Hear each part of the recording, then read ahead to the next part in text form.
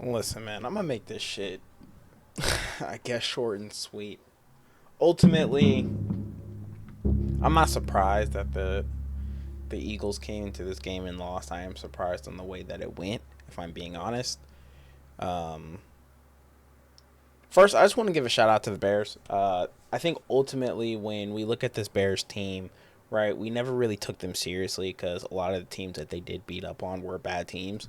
So going into facing Philly, we're like, okay, like this is a good team, like they beat up on the Steelers last week, which is I think the Steelers was 6-5, not bad, right? But we go into this thinking that okay, this is the first like team that the Bears are facing with like a good record, like a really good record. Um, and they went into this game pretty much dominated, right? I can't get the exact stat on it, but like the Bears had the ball the whole game. The Bears had the ball the whole game. I don't exactly know how a team expects to win if they can't get off the field. Like Kyle Monangai rushed for 130 yards and DeAndre Swift rushed for 125.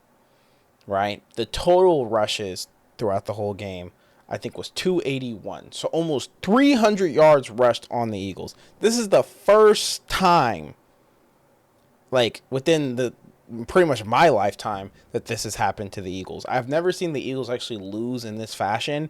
And ultimately, Vic Fangio is known for, like, not letting anything deep, right? Even though they did lose to the Cowboys last week by letting deep balls. So I think they went into this game thinking that Caleb Williams was going to potentially test that. But no, Ben Johnson came into this game and he pretty much whipped up a scheme like, hey, yeah, we're just gonna beat these guys running the ball. It's windy outside. I heard it was super windy, right? The announcers kept talking about how windy it was, how it's going to be a difficult throwing game, right? So it was really going to come down to which team can rush the ball better. Which team can rush the ball better? And ultimately, I don't know why the Eagles keep thinking about, yeah, we got to get our rush game going. We got to get our rush game going. Ultimately, like, chop that shit up, bro. I'm so serious. Chop it up. If I was the Eagles, like, trust Jalen Hurts or not, bro, y'all gotta start throwing the ball.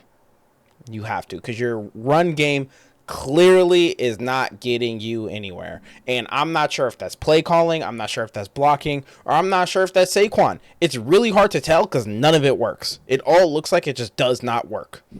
The blocking doesn't look like it's working. The play calling just looks bad in general. And then Saquon just looks like he can't get anything going.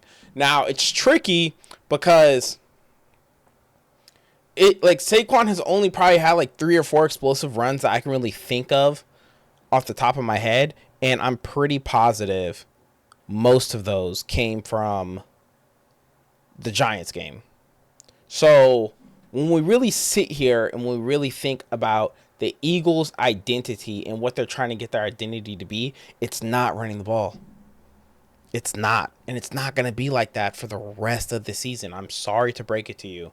I'm sorry to break it to all the Saquon fantasy owners, right? He's probably going to end this year as like RB15, RB20. Maybe you can get him going in the passing game like they were doing against the Cowboys. I believe it was the Cowboys. Like most of his yards came from passing. Look how CMC is being used in the 49ers scheme. CMC's doesn't have that many rush yards either. Yet he's leading that team and actually not leading the NFL, but he's like one of the top 5 people in receptions, right? Like Mac Jones doesn't care about dumping it off. Brock Purdy doesn't care about dumping it off. At this point, like, we should be almost in pass pro, like, minimum. Like, I would say it's 70-30 at this point. 70-30. And I know people are going to be like, Saquon shouldn't be getting 15 carries. He's too good of a player. That's fine, bro. 15 carries, target him like 8-10 times a game. That's more than enough. Give him 15 carries and get him in the pass game, target him 8 to 10 times a game in the pass game, and that's literally the same amount of touches as he would be getting in general. And maybe if we can get something going in the passes, then that's going to help. But yeah, no, this game was ultimately, it was one of those games where it's like the Eagles, like every single game, that the Eagles played, it was like, oh yeah, they could have won that. Besides the Giants game. The Giants game when they played the Giants um, in New York or New Jersey, that wasn't close. But we're not even going to get into that game. Point is, outside of this game and the Giants game, the Eagles have always pretty much been in every single game and felt like they could have won every single game. The Broncos, they could have won it. Cowboys last week, that game was super weird. I'm going to be real honest. It was super weird in the sense that anytime the Eagles felt like they got something going, it didn't get going. This game is not the case. They just straight up lost. They just lost. And it's unfortunate because you watch the game and the Bears pretty much were on offense at least triple the amount of time that the Eagles were. And that little 15 points that they got was fucking garbage time. So that doesn't even really count. This game is really 24-9. It's realistically 24-9. And it's unfortunate. But ultimately, the Eagles' schedule is tricky because you face the Commanders twice, but it's still a division game. And the Commanders could win one of those. Let's say the Eagles lose to the Chargers next week and they go down to 8-5. They have to win out if they want to be able. Cowboys right now are hot. They have to win out. And I think that the Chargers, this Chargers game is like, I'd like to say it's a must win, you know? Or the Cowboys must lose. One of the two. But I want to hope for the Cowboys to lose. They're fucking hot right now. The Cowboys are hot. They're going to take this momentum right into Detroit. Detroit, no offense to Detroit, but they're not the same team as last year either. So, ultimately, Eagles in a must-win situation. They 100% lost this game. I think the only person that went out there balling was A.J. Brown.